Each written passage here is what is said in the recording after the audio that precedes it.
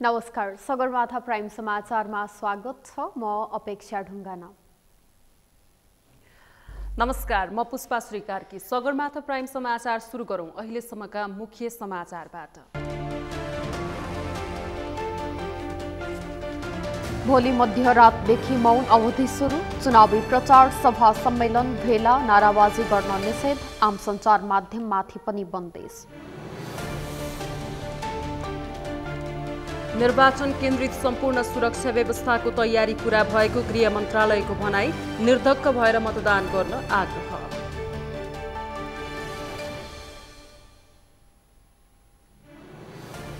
सर्वोच्च अदालतलाई राष्ट्रपति कार्यालयको जवाफ। राष्ट्रहितका लागि नागरिकता विधेयक रोकिएको जिकिर।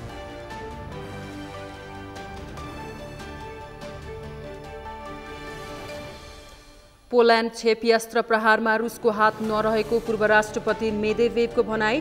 झुटा आरोपले विश्वयुद्ध नजिकिने चेतावनी।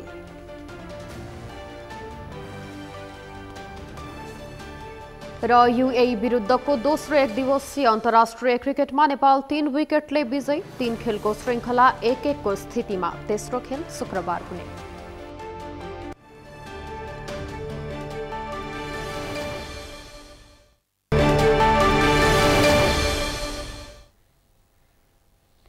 सगरमाथा प्राइम समाचार अब विस्तारमा। भोलि मध्यराती 12 बजेबाट मौन अवधि लागू हुँदैछ। प्रदेश तथा प्रतिनिधि सभा सदस्यका उम्मेद्वारहरूले मौन अवधि सुरु भएपछि कुनै पनि प्रकारका चुनावी प्रचार प्रसार, सभा सम्मेलन, भेला नाराबाजी गर्न पाउने छैनन्। मौन अवधिभर कुनै पनि राजनैतिक दल तथा उम्मेद्वारले आचार संहिता उल्लङ्घन गरेको पाइएमा नगद जरिवाना तिर्नुपर्ने र उम्मेद्वारको उम्मेदवारी नै रद्द हुने सम्मको व्यवस्था रहेको निर्वाचन आयोगले प्रश्न पारेको छ। यशोदा भण्डारीको रिपोर्ट। बिहिबार मध्यराती 12 बजेबाट मौन अवधि लागू हुनेछ। मौन अवधि सुरु भएसँगै राजनीतिक दलका तर्फबाट उम्मेदवारी दिएका उम्मेद्वारहरू, स्वतन्त्र उम्मेद्वार, मतदाता, आम सञ्चार माध्यम कसैले पनि निर्वाचन सम्पन्न नहुन्जेलसम्म चुनावी प्रचार प्रसारमा संलग्न हुन नपाइने निर्वाचन आयोगले स्पष्ट गरेको छ। यति मात्र होइन, मतदाताले समेत उम्मेद्वारको पक्ष वा विपक्षमा वकालत गर्न, छलफल गर्न पाइने छैन। रेडियो, टेलिभिजन, पत्र पत्रिका, अनलाइन लगायतका आम सञ्चार माध्यमले समेत निर्वाचन सम्बन्धी कुनै पनि अन्तर्क्रिया कार्यक्रम गर्न, राजनीतिक दल र उम्मेद्वारको पक्षमा विज्ञापन गर्न, उनीहरूका बारेमा वाक्य विश्लेषण गर्न नपाइने आयोगले स्पष्ट पारेको छ। मतदानको दिनभन्दा 17 दिन अगाडिदेखि प्रचार प्रसार, औपचारिक प्रचार प्रसार सुरु भयो हैन। यहाँले भन्नुभयो कार्तिकको 17 गतेदेखि सुरु भएर मङ्सिरको 1 गते राति 12 बजेसम्म मात्रै यो मत माग्ने, मतको बारेमा विज्ञापनहरू बजाउने लगायतका कुराहरू चल्न सक्छन्। त्यसुपरान्त हामीले न त रेडियो न त टेलिभिजनबाट ती विज्ञापनहरू राख्न पाइन्छ। कसैको पक्षमा मत माग्न पनि पाइएन, कसैको विरुद्धमा चाहिँ मत प्रकट गर्न पाइएन।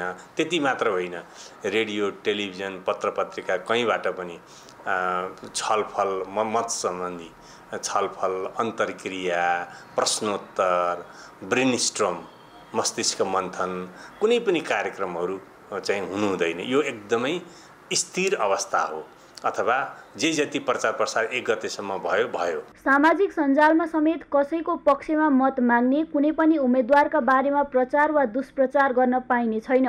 निर्वाचन कसुर तथा सजाय ऐनमा मतदान हुने दिनभन्दा 48 घण्टा अघिदेखि मतगणना पुरा नभएसम्म कुनै उम्मेद्वार वा राजनीतिक दलले कुनै पनि प्रकारको प्रचार प्रसार गर्न वा गराउन नहुने व्यवस्था छ।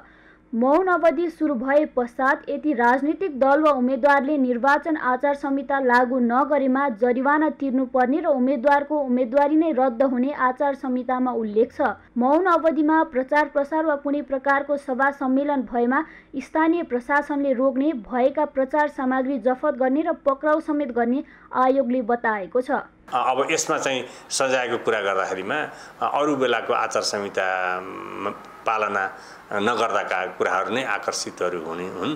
तर यो बेलामा चाहिँ अलिकति गम्भीर प्रकृतिका घटनाहरू भयो भने स्थानीय प्रशासनले चाहिँ तुरुन्तै रोक्ने, केही कुराहरू छन् भने त्यसलाई जफत गर्ने, पक्राउ गर्ने सम्मको कुरा गर्छ। जुन चाहिँ कतिपय कुराहरू फौजदारी कसुरसँग सम्बन्धित पनि हुन्छ, त्यही अनुसार चाहिँ प्रहरीले कारबाही पनि चलाउन सक्छ र उम्मेदवारको हकमा दलले चाहिँ त्यस्तो गर्यो भने नगद जरिवानादेखि लिएर उम्मेदवारकै हकमा त उम्मेदवारी क्यान्सल समेत हुने अथवा उम्मेदवारी रद्द गर्न सक्नेसम्मका कुराहरू हुन्छ। निर्वाचन आचार संहितामा व्यवस्था गरे बमोजिम मतदानको दिनभन्दा 17 दिन अगाडि अर्थात् कार्तिक 17 गतेबाट औपचारिक रूपमा चुनावी प्रचार प्रसार सुरु भएको हो। उम्मेदवार तथा दलका कार्यकर्ताले मङ्सिर 1 गते बिहिबार रातिसम्म आफू र आफ्नो पार्टीलाई जिताउन जे जति कसरत गरे पनि बिहिबार मध्यरातिबाट गर्न पाउने छैनन्।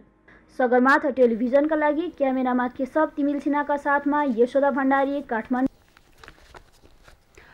सरकारले निर्वाचन केन्द्रित सम्पूर्ण सुरक्षा व्यवस्थाको तयारी पूरा भएको जनाएको छ। गृह मन्त्रालयले आसन्न प्रतिनिधि सभा तथा प्रदेश सभा निर्वाचनलाई स्वच्छ, स्वतन्त्र, निष्पक्ष र भयरहित वातावरणमा सम्पन्न गराउनका लागि आवश्यक सुरक्षाको प्रबन्ध मिलाइएको जनाएको हो।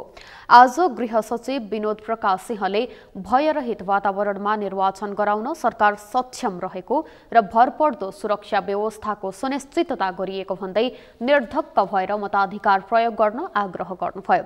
उहाँले देशका सबै ठाउँका मतदान केन्द्रहरूमा सुरक्षा व्यवस्था चुस्त रहेको र निर्धक्क भई मतदान गर्न सक्ने वातावरण तयार गर्न सुरक्षा निकायहरू सक्षम रहेको बताउनुभयो। गृह सचिव सिंहले उम्मेद्वारको सुरक्षा, मतदाताको सुरक्षा, निर्वाचनमा खट्ने कर्मचारीको सुरक्षा र निर्वाचन सामग्रीको सुरक्षाको उचित प्रबन्ध मिलाउने कार्यका लागि सुरक्षाकर्मीहरू निर्वाचन केन्द्रमा पुगिसकेको बताउनुभयो।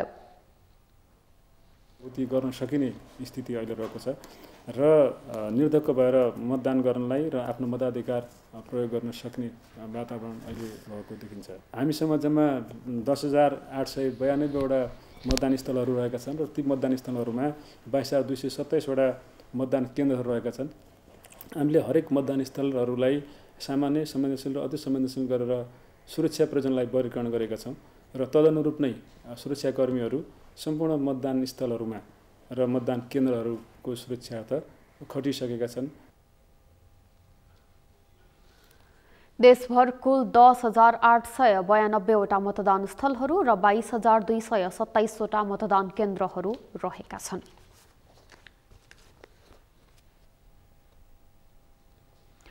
निर्वाचन आयोगले क्यामेरा, लाइटर, सलाई, मोबाइल जस्ता वस्तुहरू मतदान केन्द्रभित्र प्रवेश गर्दा लैजान नदिने गरी आवश्यक प्रबन्ध मिलाउन निर्वाचन अधिकृतहरूलाई निर्देशन दिएको छ। प्रमुख आयुक्त दिनेश कुमार थपलियाले स्वच्छ, स्वतन्त्र, भयरहित तथा निष्पक्ष निर्वाचन सम्पन्न गराउनका लागि निर्वाचन आचार संहिता र प्रचलित निर्वाचन कानूनको व्यवस्थाभित्र रहेर काम गराउन निर्देशन दिनुभएको हो। प्रमुख निर्वाचन आयुक्त थपलियाले मतदान केन्द्रमा क्यामेरा, मोबाइल र अन्य निषेधित वस्तु रोकी मतदान कार्यलाई सुचारू गर्न तथा निर्वाचनको स्वच्छतालाई कायम गर्नको निम्ति आयोगले विशेष निर्देशन जारी गरेको जानकारी दिनुभएको हो। आयोगले दिएको निर्देशन कार्यान्वयनका लागि सर्वपक्षीय बैठक गर्न पनि मुख्य निर्वाचन अधिकृत र निर्वाचन अधिकृतहरूलाई निर्देशन गरिएको छ। त्यसैगरी मतदान केन्द्रमा लैजान निषेध गरिएका विषयबारे मतदातालाई सूचित गराउन पनि आयोगले सम्बन्धित जिल्लाका मुख्य निर्वाचन अधिकृत र निर्वाचन अधिकृतहरूलाई निर्देशन दिएको छ। आसन्न प्रतिनिधि सभा र प्रदेश सभाको निर्वाचनको मतदान मङ्सिर 4 गते बिहान 7 बजेदेखि अपराह्न 5 बजेसम्म हुने व्यवस्था गरिएको छ।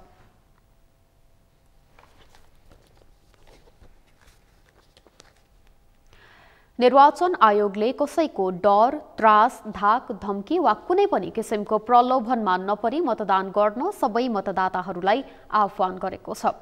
प्रमुख निर्वाचन आयुक्त दिनेश कुमार थपलियाले आज यस्तो आह्वान गर्नुभएको हो। उहाँले सबै मतदाताको आफ्नो प्रतिनिधि गोप्य रूपमा छान्ने अधिकार रहेको स्पष्ट पार्दै त्यस विपरीत मतदान कार्यमा सहभागी हुने मतदातामाथि निर्वाचन कानून बमोजिम कारबाही हुने चेतावनी समेत दिनुभयो। प्रमुख निर्वाचन आयुक्त थपलियाले मत संकेत गरिसकेको मतपत्रको गोपनीयता भङ्ग गरिए सो मतपत्र नै गणना नहुनेतर्फ पनि सचेत गराउनुभयो। मतदान केन्द्रमा प्रवेश गर्ने मतदाता र अन्य कुनै पनि व्यक्तिले सलाई, लाइटर, फोटो खिच्ने क्यामेरा, मोबाइल र अन्य मतदान अधिकृतले निषेधित गरेका तथा कानुनद्वारा निषेधित भएका अन्य वस्तुहरू मतदान केन्द्रमा लान नमिल्ने भएको हुँदा सुरुमा सर्वपक्षीय बैठक राखी यस्ता वस्तुहरू नलिई आउनको निम्ति सबै मतदाताहरूलाई अनुरोध गर्ने र तदनुसारको आवश्यक प्रबन्ध मिलाउनुपर्छ। प्रमुख निर्वाचन आयुक्त थपलियाले अतिरिक्त मतपत्रको गोप्यता भङ्ग हुँदा व्यक्तिको सामाजिक जीवनमा समेत अप्ठ्यारो पर्न सक्ने खतरा रहेको बताउनुभयो।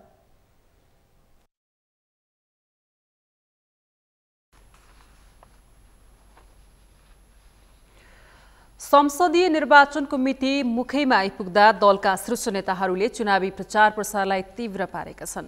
मतदाता रिजाउनदेखि उम्मेद्वारको हौसला बढाउन शीर्ष नेताहरू आफै चुनावी सभामा सरिक हुने गरेका छन्। चुनावी सभामा भाषण गर्दा नेताहरूले आफ्ना एजेन्डा र कार्यक्रमलाई प्राथमिकतामा राखेर मतदाता रिजाउनु पर्ने हो। तर विडम्बना, बिना एजेन्डा नै चुनावमा होमिएका दलहरूले एकले अर्काको विरुद्धमा खनिँदै गालीको वर्षा गरिरहेका छन्। अमृत ठकालको रिपोर्ट। प्रदेश र प्रतिनिधि सभाको निर्वाचन मुखैमा आइपुग्दा चुनावी प्रचार प्रसारले पनि तीव्रता पाएको छ। मतदाता रिजाउनदेखि उम्मेद्वारको हौसला बढाउन शीर्ष नेताहरू दैनिक विभिन्न जिल्लामा आयोजना गरिएका चुनावी सभामा आफै सरिक हुने गरेका छन्। चुनावी सभामा नेताहरूले आगामी 5 वर्षमा आफूहरूले गर्न सक्ने दाबीसहित मतदातासँग मत माग्नुपर्ने हो। तर दैनिक 3-4 वटासम्म चुनावी सभालाई सम्बोधन गर्ने नेताहरूले आफ्ना एजेन्डा प्रस्तुत गर्नुभन्दा पनि विपक्षीलाई गाली गर्नमै समय खर्चिरहेका छन्।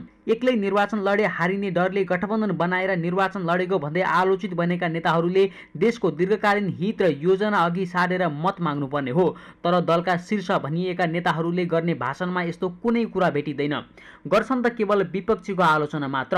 आफ्नो सिद्धान्त र विचारलाई तिलाञ्जली दिएर नेताहरूले यति बेला एक अर्कालाई प्रतिगमनकारी र अग्रगमनकारीको आरोप लगाउँदै जनता अल्मल्याउने काम गरिरहेका छन्। माधव नेपालको एउटा गुट, पुष्पकमल दाहालको एउटा गुट कठै गरे। देशमा 17,000 मान्छे मारिए। विधवा छन् कति, एकल छन् कति, टुराटुरी छन् कति, बेसहारा आमा बाबुहरू सहाराविहीन अवस्थामा छन् कति, शरीरमा गोली लिएर अङ्गभङ्ग भएर व्हील चेयरमा लौरा टेकेर बैशाखी टेकेर घसारिएर कोही हिँडेका छन्, कोही बिस्तारबाट उठ्न सकेका छैन। आउने मङ्सिर 4 को निर्वाचनमा पनि देशभरिका जनताले गठबन्धनको नेतृत्व अन्तर्गत गठबन्धनका हाम्रा उम्मेदवारलाई अत्यधिक बहुमत दिएर विजयी बनाएपछि देशमा फेरि राजनैतिक दुर्घटना गर्न खोज्ने प्रतिगामी र अवसरवादी तत्त्वहरू पुरै पराजित हुनेछन्। अरूले भने जस्तो हामी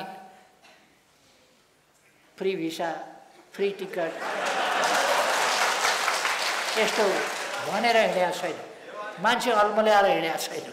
शीर्ष नेताहरूले जनताका कुरा सम्बोधन गर्न छोडेर हास्य व्यङ्ग्यकारका रूपमा प्रस्तुत हुँदा कार्यकर्ता निराश हुनुपर्ने हो।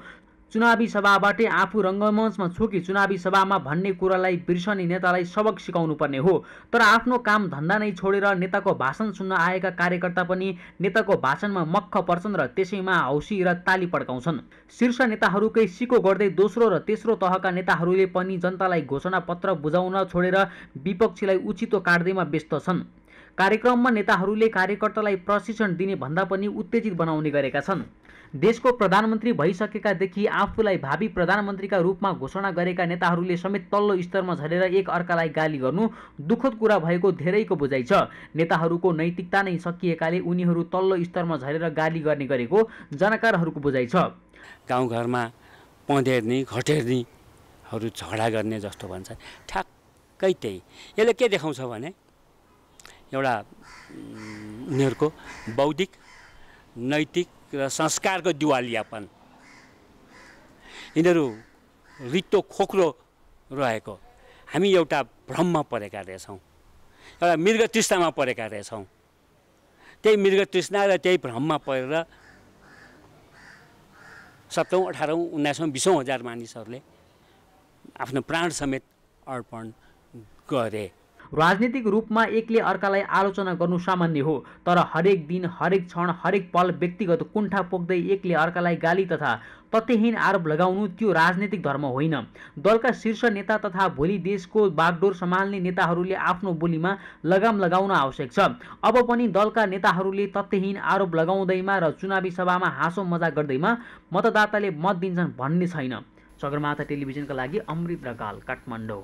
प्रदेश र प्रतिनिधि सभा नेकपा माओवादी केन्द्रका अध्यक्ष पुष्पकमल दाहालले आसन्न निर्वाचन सामान्य निर्वाचन नभएर एक प्रकारको जनमत संग्रह नै भएको टिप्पणी गर्नुभएको छ। आज मोरङको क्षेत्र नम्बर 6 मा आयोजित चुनावी सभालाई सम्बोधन गर्दै दाहालले मङ्सिर 4 गतेको निर्वाचन एक किसिमले जनमत संग्रह नै भएको टिप्पणी गर्नुभएको हो। उहाँले आउँदो निर्वाचनलाई जनताले बनाएको संविधानको रक्षा गर्ने गठबन्धन र नेपाललाई पछि फर्काउन चाहनेहरूको गठबन्धन बीचको जनमत संग्रह भएको उल्लेख गर्नुभयो। इतिहासलाई अगाडि लैजानुपर्ने ठाउँमा पछाडि लाने जस्ता गतिविधि भएको हुनाले अहिले यो निर्वाचनमा मङ्सिर 4 को निर्वाचनमा एकातिर हाम्रो यो गठबन्धन जो गिरिजाप्रसाद कोइरालाबाट विस्तृत शान्ति सम्झौता हुँदै 12 बुँदे र अनि संविधान सभा संघीय लोकतान्त्रिक गणतन्त्र घोषणा गर्ने पार्टीहरूको गठबन्धन छ भने अर्को गठबन्धन नेपाललाई पछि फर्काउन चाहने सामन्ती निरङ्कुशतातिर राजतन्त्रतिर फर्काउन चाहनेहरूको गठबन्धन छ। तपाईँ हामीलाई थाहा छ। दाहालले मत हाल्दा निकै रोचक विचार गरे मात्रै हाल्न आग्रह गर्दै यो जनमत संग्रहमा अग्रगमनको पक्षमा मत दिन आग्रह गर्नुभयो।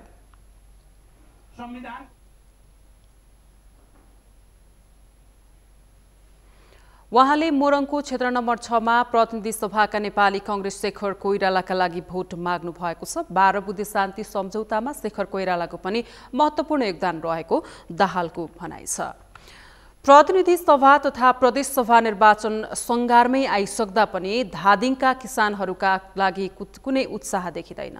दलका नेता तथा कार्यकर्ताहरूलाई गाउँ ठाउँ पुगेर मत माग्न व्यस्त छन्, तर मतदाता भने यति बेला बेफुर्सदिलो देखिएका छन्। कार्तिक र मङ्सिर महिना धान काट्ने र धान भित्र्याउने हतारोले गर्दा उनीहरूलाई उम्मेद्वारहरूको कुरा सुन्ने फुर्सद समेत छैन। धादिङबाट शीतल सापकोटाको रिपोर्ट। देशभर चुनावको रौनक छ। उम्मेद्वारहरू मत माग्न घर घर पुगिरहेका छन्, तर धादिङका किसानहरूमा चुनावको कुनै उत्साह छैन। किसानहरू आफ्नै काम धन्दामै तल्लीन छन्। बिहानदेखि बेलुकासम्म नै खेतबारीमा व्यस्त प्राय किसानले उम्मेद्वार भेटेका समेत छैनन्। भोट नपाउन्जेल हामी यहाँ गर्छौँ उहाँ गर्छौँ यति गर्छौँ उति गर्छौँ भन्छ। भोट पायो भोलिपल्ट यी नेताले हामीलाई आज भोट हाल्यो आजसम्म हामीलाई चिन्छ, भोलि बसी उनले हामीलाई चिन्दैनन्। यसपालि धादिङका किसानहरू निर्वाचनप्रति खासै उत्साहित देखिँदैनन्। अघिल्ला निर्वाचनमा पाएका आश्वासन पूरा नहुँदा निर्वाचनप्रति किसानको उत्साह घटेको छ। खेतीपातीको मौसममा मल र बिउ नपाउँदा भोगेको दुःख उनीहरूले अझै बिर्सेका छैनन्। अब किसान अब अर्का जग्गा अध्ययन गर्दा पनि अब अहिले मलको भाउ 40 रुपियाँ मललाई चाहिँ 90 रुपियाँ पर्न थाल्यो। बिउ पाइँदैन, मल पाइँदैन। अनि अब फेरि सरकारले के भन्छ भने किसानलाई बढी प्राथमिकता दिने, नेपाल कृषि योग्य देश हो भन्छ। अब पानी हुँदैन, जल हुँदैन, मल हुँदैन, अनि कृषि योग्य जमिन मात्रै भएर के गर्ने के त्यसको अर्थ भएन। मलाई चाहिँ त्यो लाग्छ। अब यो नेताहरूले भोट माग्न आउनु नि आएर अर्थ पनि छैन। के अहिलेसम्म तपाईँ 5 वर्षको पिरियडमा केही गरेको छैन, अब केही गर्ला जस्तो पनि छैन। समस्या समाधान हुने आशमा किसानले पटक पटकको निर्वाचनमा भित्र्याउने बेलाको खेती छाडेर उम्मेद्वारसँगै घर दैलोमा पनि हिँडे। तर जुन नेताको पछि लागे पनि किसानको समस्या जस्ताको तस्तै छ। आफ्नो खेतीपाती अब बल्ल बल्ल लागि खेतीपाती हुन्छ हैन, भित्र्याउन पाएदेखि आफ्नो 6 महिना पछाडि खाने खेती जान्छ। त्यता गयो भने अब नजाऊँ भनौँ भने अब आइजे यता त्यता भने हामी आशले है अब होला गर्ला भनेर गइन्छ। लास्टमा गएर केही पनि गरिँदैन क्या, जुनको पछि लाग्यो नि जे गरिन्छ। नेता हामीले अहिलेसम्म भेटिया छैन। उनीहरू अब हामी 9 बजी 10 बजी घर आएर उनीहरू आइपुग्दैनन्। अब आइपुगे उनीहरू आउने बेला हामी मेलामा आइपुगे हुन्छ। बेलुका जाँदाखेरि हामी 5 बजी 6 बजी नभइकन घर पुग्दैन। निर्वाचन नयाँ भए पनि पार्टी र उम्मेद्वार पुरानै छन्। दलका नेताहरूको पुरानै तरिका, पुरानै शैली र पुरानै रवैयाप्रति किसान निकै दुखित छन्। किसानहरूलाई चाहिँ खासै यो पार्टीहरूले चासो त्यति दिएको जस्तो मलाई लाग्दैन। किनभने उनीहरूले धनीमानी पुँजीपति बाठाटाठालाई मात्रै नै हुने काम गरिरहेको देख्छु अहिलेसम्म। अब प्रजातन्त्र आयो, लोकतन्त्र आयो, अब गणतन्त्र आयो भने त खासै यो किसानलाई चाहिँ कोही पहिलाको पञ्चायत कालमा जस्तो थियो त्यही स्थिति नै छ। अझ भन्यो भने राष्ट्रियता झन् खस्किया जस्तो देखिन्छ कि झन् किसानको चाहिँ झन् निम्न स्तरको मान्छेको चाहिँ झन् सुनवाई नहुने भयो कि अफिसहरूमा गएर झन् उनीहरूलाई चाहिँ वास्तै नगर्ने भयो। नेता कार्यकर्ता र उम्मेद्वारहरूले भने किसानको खेतबारीमै पुगेर पनि आफ्नो पक्षमा मतको अपिल गरिरहेका छन्। दलका उम्मेद्वारहरूले यसअघिका निर्वाचनमा पाएको मत र आफ्ना भनिएकाहरूबाटै धोका पाउने सङ्केत किसानका कुराबाट बुझ्न जरुरी छ। सगरमाथा टेलिभिजनका लागि धादिङबाट शीतल सापकोटाको रिपोर्ट। रूपन्देही क्षेत्र नम्बर 3 मोतीपुर स्थित सुकुम्बासी बस्तीका मतदाताहरूले लाल पूर्जा दिन प्रतिबद्ध उम्मेद्वारहरूलाई आफूहरूले मतदान गर्ने बताएका छन्। उनीहरूले रोजगारीको अवसर सिर्जना गरिदिन पनि राजनीतिक दलका उम्मेद्वारहरूसँग आग्रह गरेका छन्। खानै नपाउने अवस्था भएकाले आफूहरूलाई रोजगारीको अवसर सिर्जना गर्नुपर्ने उनीहरूको माग छ। लामो समय बस्दा पनि उनीहरूले लाल पूर्जा नपाएकाले यो निर्वाचनबाट विजयी हुने सांसदले आफूहरूलाई त्यस्तो व्यवस्था गर्नुपर्नेमा स्थानीय जोड छ। दिनभर काम गर्दा पनि खान पाउने अवस्था नरहेको त्यहाँका मतदाताको गुनासो छ। उनीहरूले देशभित्रै रोजगारीको अवसर सिर्जना गरेर जनप्रतिनिधिहरूले आफूलाई राहत दिनुपर्ने बताएका छन्। यस क्षेत्रमा सत्तारूढ गठबन्धनका तर्फबाट गृहमन्त्री बालकृष्ण खाँड प्रतिनिधि सभा सदस्यको उम्मेद्वार रहनु भएको छ भने उहाँको टक्करमा नेकपा एमाले र जनता समाजवादी पार्टीको समर्थनमा राष्ट्रिय प्रजातन्त्र पार्टीका नेता दीपक बोहरा हुनुहुन्छ। नेताहरूले विगतमा जस्तो चुनावी प्रचार अभियानलाई तीव्रता नदिएको केहीले बताएका छन्। 3-4 वर्ष अघि जस्तो चुनावको प्रचार अभियानले तीव्रता नपाएको स्थानीयले बताएका छन्। रूपन्देही क्षेत्र नम्बर 3 मोतीपुर स्थित सुकुम्बासी बस्तीका मतदाताहरूले घर सल्लाह गरेर मतदान गर्ने प्रतिक्रिया समेत दिएका छन्। अब निर्वाचनका लागि मतदान गर्न 4 दिन मात्रै बाँकी छ।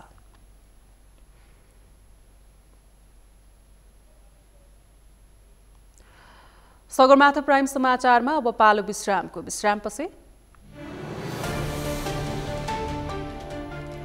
सर्वोच्च अदालतलाई राष्ट्रपति कार्यालयको जवाफ, राष्ट्रिय हितका लागि नागरिकता विधेयक रोकिएको जिकिर।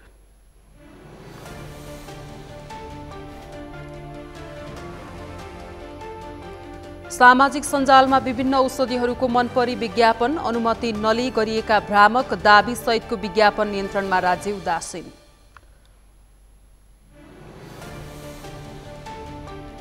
र युएई विरुद्धको दोस्रो एक दिवसीय अन्तर्राष्ट्रिय क्रिकेटमा नेपाल 3 विकेटले विजयी। 3 खेलको श्रृङ्खला 1-1 को स्थितिमा तेस्रो खेल शुक्रबार हुने।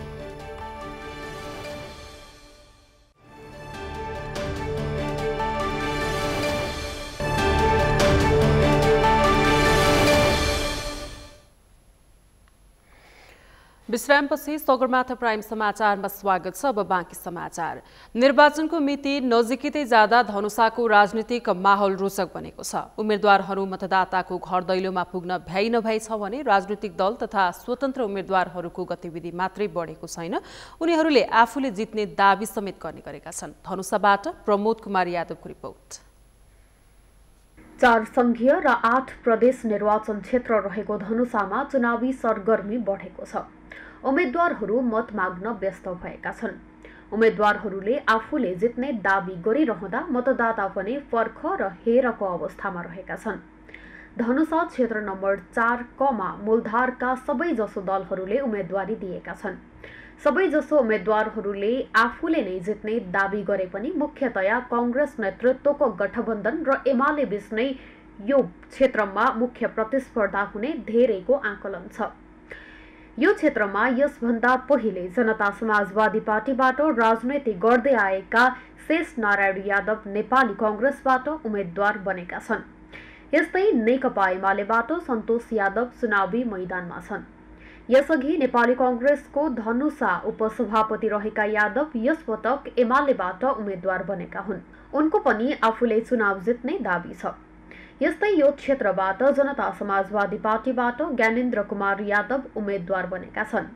यसअघिका मध्य प्रदेशका मन्त्री समेत रहेका यादवले पनि आफूले नै चुनाव जित्ने दाबी गरेका छन्। जिल्लाको कुनै पनि क्षेत्रमा जहाँ यो 4 नम्बर क्षेत्रको कुरा गर्दाखेरि 4 नम्बर क्षेत्रका जनताहरू विकासको बन्धक बनेको छ। न विकास छ, न जनताको कहीँ किसानहरूको समस्या समाधान गरिएको छ, न कुनै शिक्षा क्षेत्रमा, न स्वास्थ्य क्षेत्रमा, कहीँ कुनै क्षेत्रमा, न सांस्कृतिक क्षेत्रमा कहीँ काम गरेको छैन। योभन्दा अगाडिका जनप्रतिनिधिहरू जितेर जुन जानुभएको छ प्रतिनिधि सभामा रघुवीर महाशयजीले, कङ्ग्रेसमा ज्ञानेन्द्र यादवजीले कहीँ केही विकास गर्ने। त्यो कारणले गर्दा यहाँका जनताहरू एकदम रुख छ। जुन आधुनिकीकरण किसानलाई गर्ने, बिजुलीले पानीको व्यवस्थापन गर्ने, मल खाद समयमा उपलब्ध गराउने, बिउ बिजनको व्यवस्थापन गर्ने, सब्सिडीको व्यवस्थापन गर्ने, त्यो सब नगरेको त्यो पनि एउटा कारण हो। र म के हेरिरहेको छु, यो मध्य प्रदेश सरकारले कुनै तपाईँ एउटा ठोस योजना यो 8 जिल्लालाई जोड्ने होस् या मल खादको कुनै एउटा फ्याक्ट्री स्थापना गर्ने विषय होस्, त्यो सब केही गर्न नसकेको कारणले पनि मलाई लाग्छ यसपालि जुन तपाईँले भन्नुभयो अब 2-3 दिन मात्रै बाँकी छ, यी सबै कारणहरूले गर्दा नेकपा एमालेको सरकार यो प्रदेशमा पनि बन्छ।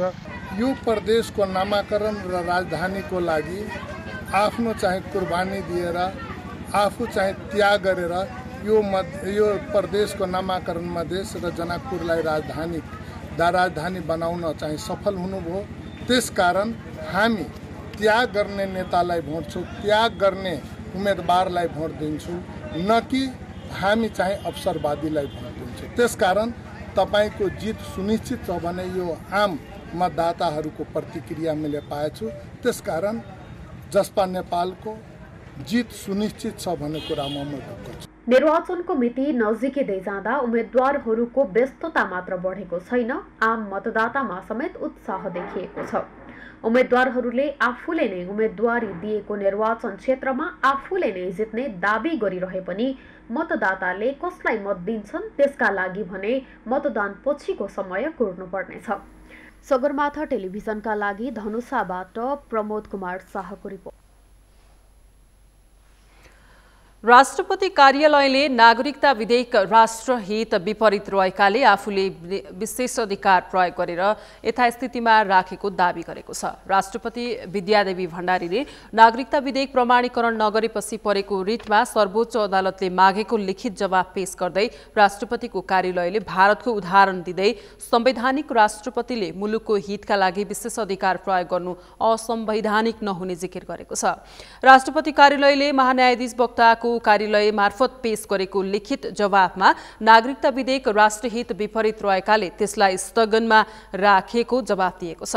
राष्ट्रपति कार्यालयले अमेरिका लगायत कार्यकारी राष्ट्रपति भएको मुलुकको उदाहरण दिँदै त्यस्ता मुलुकमा विधेयक प्रमाणीकरणका क्रममा राष्ट्रपतिले विशेष अधिकार प्रयोग गरी अस्वीकार गर्न सक्ने उल्लेख छ।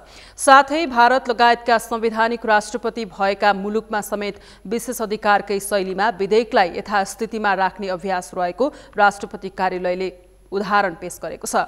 नेपालको संविधानमा भने यसबारेमा स्पष्ट कानुनी व्यवस्था नभएकाले मुलुकको हितका लागि राष्ट्रपतिले विधेयक स्थगनमा राखेको लिखित जवाफमा उल्लेख छ।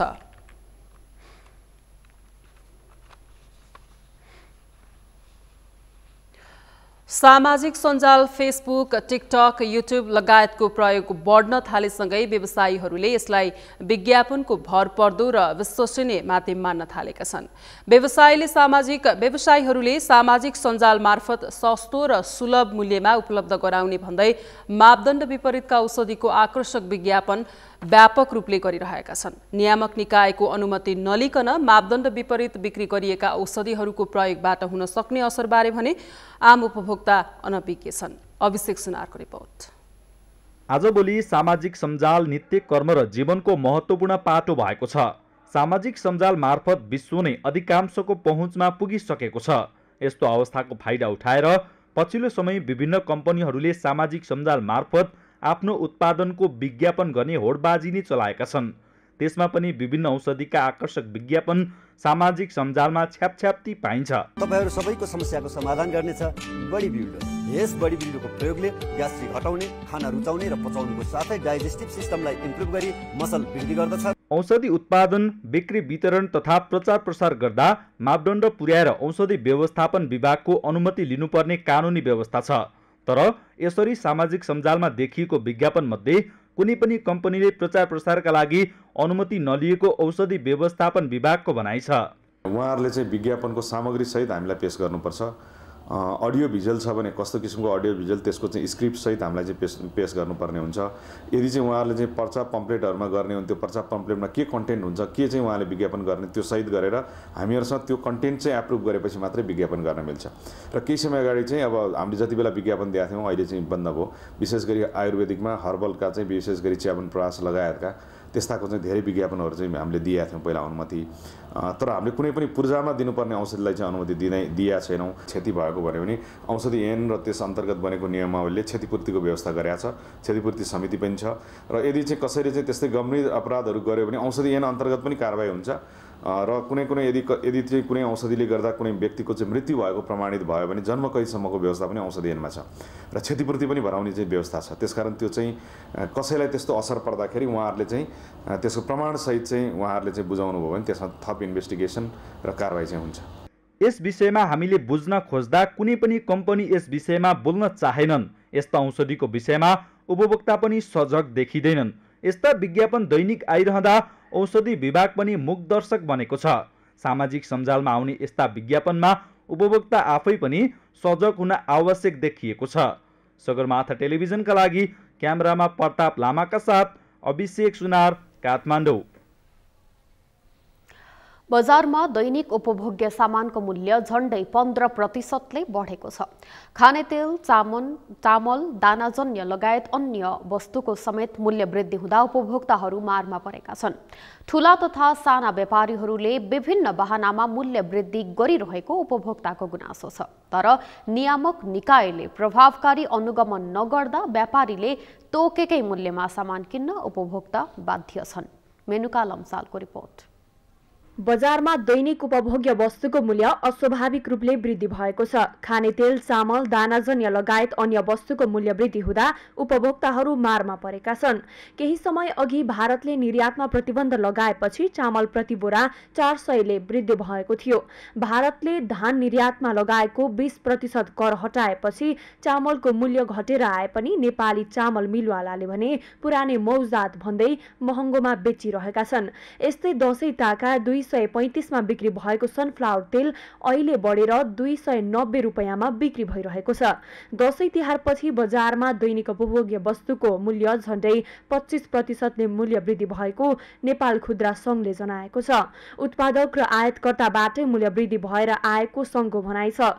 उत्पादकहरूले डलरको भाव बढेको र आयातकर्ताले भन्सार कर भन्दै मूल्य वृद्धि गरिरहेको संघको भनाइ छ। आजकल सबै सामानहरुमा एमआरपी तोकिएर आएको हुन्छ, प्रिन्ट भएर आएको हुन्छ। त्यो चाहिँ रिटेलरले गर्दैन हैन। त्यो या त उत्पादकले एमआरपी तोक्छ या त इम्पोर्टरले हैन, जसले आयात गर्छ उसले चाहिँ त्यसको एमआरपी तोकिया हुन्छ। त्यो कारण चाहिँ जति पनि बजारमा सामान आउँछ त्यसको चाहिँ भाव बढ्नु वा घट्नुमा हैन पछाडी हात भनेको उत्पादक या चाहिँ इम्पोर्टर नै हुन्छ। बजारमा उपभोग्य वस्तुको भाव बढ्ने क्रम रोकिएको छैन। डलरको भाव, भन्सार कर तथा निर्धारित मूल्य लगायतका बहानामा व्यापारीहरूले अस्वाभाविक मूल्य वृद्धि गरिरहेका छन्। उनीहरूको भनाइ छ बजारमा अहिले विशेष गरी चामल, तरकारी, फलफुल, माछा मासु लगायत दैनिक अत्यावश्यक वस्तुहरूको अस्वाभाविक र कृत्रिम मूल्य वृद्धि भइरहेको छ। र उद्योग वाणिज्य आपूर्ति मन्त्रालय मार्फत बजार अनुगमन नियमन गर्ने वाणिज्य आपूर्ति तथा उपप्रशासन विभाग, त्यस्तै गरी स्थानीय सरकार कसैको पनि बजार अनुगमन नियमनमा स्थायी संयन्त्र मार्फत अनुगमन नहुँदा उपभोक्ताको अनुहार हेरेर वस्तु र सेवाको मूल्य कायम गरिने यो लामो समयदेखि रोग भयो। नियामक निकायबाट प्रभावकारी अनुगमन नहुँदा जनता अस्वाभाविक मूल्य वृद्धिको भार खेप्न बाध्य छन्। मूल्य वृद्धिका विषयमा नियामक निकाय गम्भीर र सक्रिय देखिए पनि यो पर्याप्त छैन। तसर्थ अनुगमनको दायरा बढाई उपभोक्ताप्रति जिम्मेवार हुन आवश्यक छ। सगरमाथा टेलिभिजनका लागि क्यामेरामा सुनिल कोलीका साथमा मेनुका लम्साल, काठमाडौँ। अहिले दैनिक उपभोग्य वस्तुको मूल्य आकाशिएको छ। खाने तेल, चामल, मैदा लगायत अन्य वस्तुहरूको समेत मूल्य वृद्धि भएको छ। दशैं तिहारपछि खाद्यान्नहरूमा 15% मूल्य वृद्धि भएको नेपाल खुद्रा व्यापार संघले जनाएको छ। यसरी उपभोग्य वस्तुको मूल्य आकाशिएपछि उपभोक्ताहरू मारमा परेका छन्। यसै सन्दर्भमा आज हामीले सगरमाथा जनबोलीमा सर्वसाधारणलाई सोधेका थियौं, मूल्य वृद्धि नियन्त्रण हुन नसक्नुलाई के भन्नुहुन्छ? हेरौं उनीहरूको भनाई उनीहरूकै शैलीमा।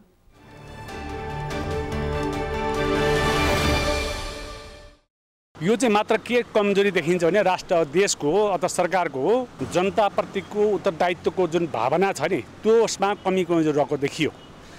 सरकार अहिले चुनावमा केन्द्रित छ, जनताको दुःख पीरमर्काप्रति केन्द्रित छैन। जनताको पीरमर्का बुझ्ने र समयमा त्यो पीरमर्का समाधान गर्ने कुरामा लाग्ने यो कुरामा सरकार देखिएन। सामान खरिद गर्न पाउनु पर्यो, यो जनताको माग हो, जनताले त्यो सुविधा पाउनुपर्छ। त्यसो भए सरकारले कुरामा ध्यान दिनु आवश्यक छ। जनता एकदमै पीरमर्कामा छन्, अब दैनिकी महँगीको मारमा छन्। सरकारकै कमजोरी हो जुन अब यो नियन्त्रण गर्ने विभागहरूले अब आफू खुसी राम्रो काम नगरेको हुनाले चाहिँ मूल्य वृद्धि भइरहेको छ। यसले त तपाईँको धेरै असर परिरहेको छ नि। अहिले सबैतिर जाँदा हेर्दा होइन सबैको भाउ बढिरहेको छ, सर्वसाधारणले धेरै गाह्रो बनाइरहेको छ। चुनावी माहौल हो, नेताहरूले चाहिँ यो जुन यो अहिले व्यापारीहरू छ नि अति घुस दिइरहेछ कि होइन, मूल्य नियन्त्रण हुने कुरै भएन। त्यसबाट उठाउनु पऱ्यो, उनीहरूले फाइदा त लिनु परेन। त्यो सबै मिलेर चाहिँ यो सरकार हटाउनै पर्छ, जुनसुकै दलीय होस्। यो नियमनकारी निकायको चाहिँ लापरवाही हो। यो सरकारले चाहिँ यो गैर जिम्मेवारीपूर्वक काम गरिरहेछ। यो सरकारले ध्यान नदिएर यस्तो भएको हो। यो अनुगमन गर्ने निकायहरू पनि अब आफ्नै पाराले चाहिँ आफ्नो कर्तव्य चाहिँ पुरा नगरेर लापरवाही गरेर हिँडेर चाहिँ यो भएको हो। जनतालाई धेरै मार्का छ, धेरै समस्या छ। त्यही त अब यो यस्तो चाहिँ सरकारको चाहिँ खुट्टा तानातान यताउता अब चाहिँ एकदम दायाँ बायाँ उ गर्ने जम्मै चाहिँ उसको लडाइँ उसले कुर्सी पायो भने उसले गर्न पायो भने हामीले मात्र खाउँ भन्ने धारणा गर्ने। अब जनताको लागि केही वास्ता छैन। जहाँ गए पनि अब यस्तै घुसखोरी यस्तो दलालहरूले चाहिँ नि देश बिगारेर यस्तो भयो उ गर्ने, उनीहरूको मात्र लडाइँको खेल, उनीहरू मात्र कमाउने। जनताहरूलाई चाहिँ साह्रै दुःख परिरहेको छ। यस्तो जनताको चाहिँ वास्ता भएन, सरकारले हेरेन।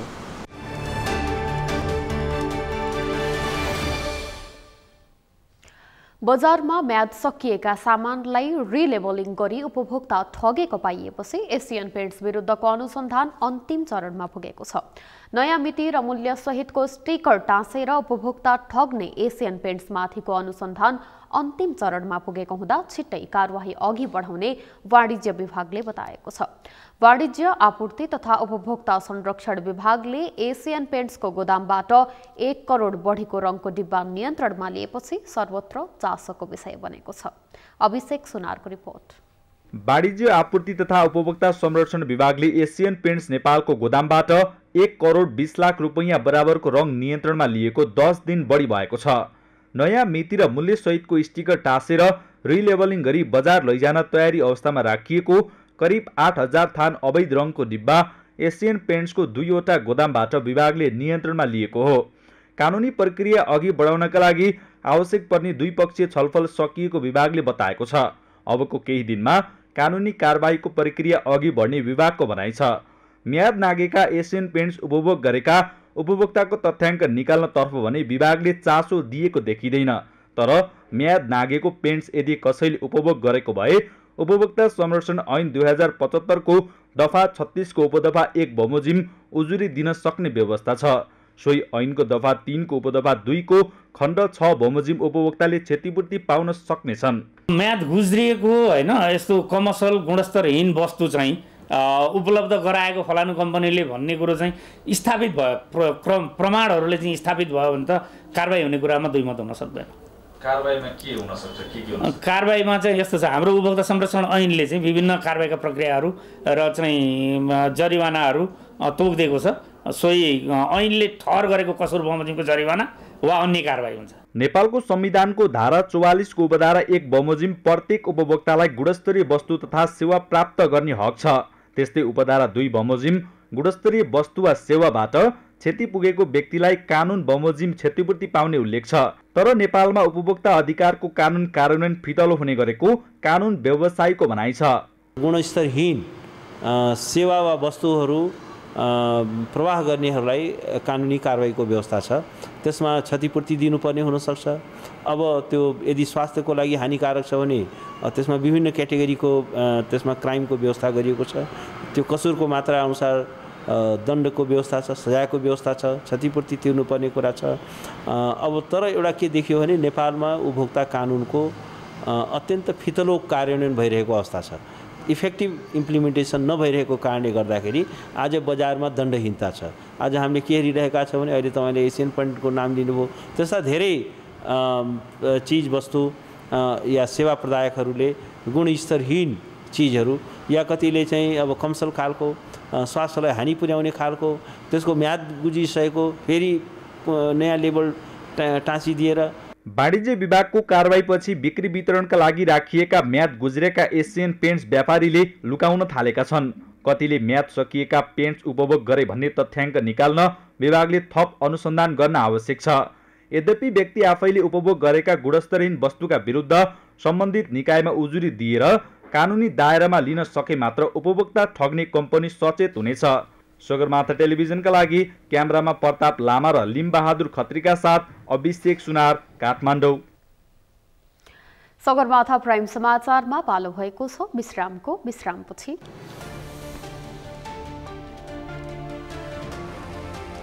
पोल्यान्ड क्षेप्यास्त्र प्रहारमा रुसको हात नरहेको पूर्व राष्ट्रपति मेदभेदेवको भनाई, झुट्टा आरोपले विश्व युद्ध नजिकिने चेतावनी।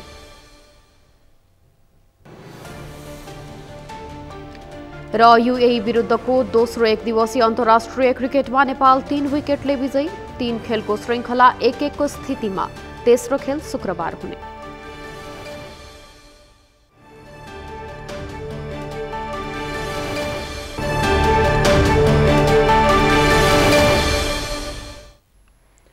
सगरमाथा प्राइम समाचारमा अब पालो अर्थ समाचारको।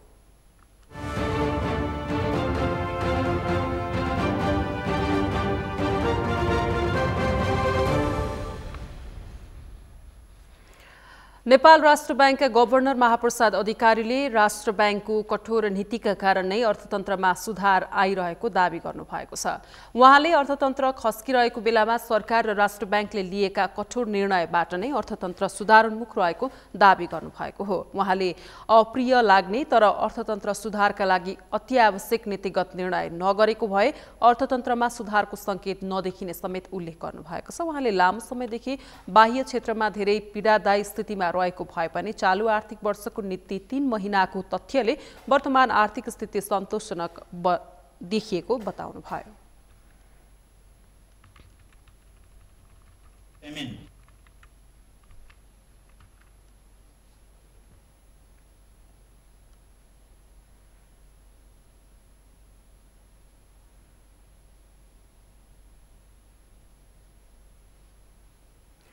खेल समाचारसँगै हामी सगरमाथा प्राइम समाचारको अन्त्यमा छौं। अन्त्यमा मुख्य समाचार पुनः एकपटक।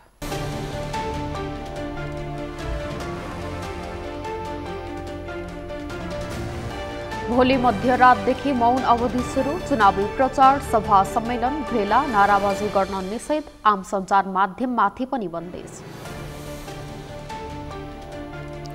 निर्वाचन केन्द्रित सम्पूर्ण सुरक्षा व्यवस्थाको तयारी पूरा भएको गृह मन्त्रालयको भनाई। निर्धक्क भएर मतदान गर्न आग्रह।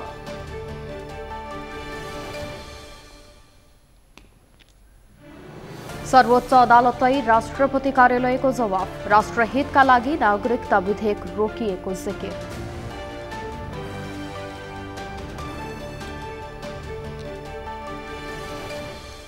पोल्यान्ड क्षेप्यास्त्र प्रहारमा रुसको हात नरहेको पूर्व राष्ट्रपति मेदभेदेवको भनाई। झुट्टा आरोपले विश्वयुद्ध नजिकिने चेतावनी।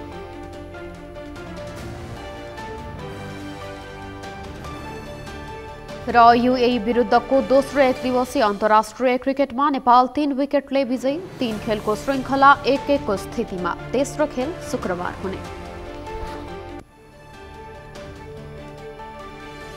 हवस् त सगरमाथा प्राइम समाचार अहिलेलाई सकियो। तपाईँ समाचार बुलेटिनका साथै सगरमाथा टेलिभिजनका सम्पूर्ण कार्यक्रम www.sagarmatha.tv मा पनि पढ्न र हेर्न सक्नुहुनेछ।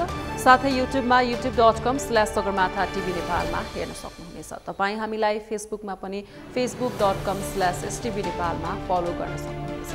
समाचारको शिखर नेपालको गौरव नेपालको पहिलो न्युज च्यानल सगरमाथा टेलिभिजन हेर्दै गर्नुहोला। नमस्कार।